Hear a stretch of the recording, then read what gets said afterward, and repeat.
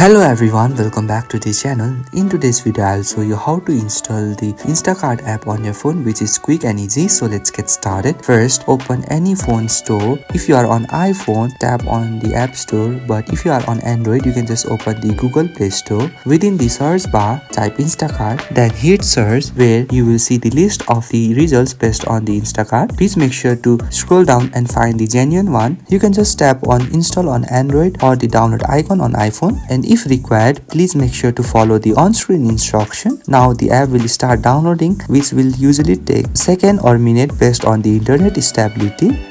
Once it is installed, tap the open to launch the app, or you can just go to your home screen and look for the Instacart app within it and tap on it. When you open the app for the first time, it will give two options, sign up and login. The sign up is for creating a new account and the login is for those individuals who already have an account. And that's it. You are now ready to start browsing your favorite stores, add groceries to your cart as well as get them delivered right to your door. This makes it super simple as you can now save time and shop from anywhere with Instacart. So if you find this video helpful, please do not forget to like and subscribe to the channel. Thank you for watching and I will see you in the next video.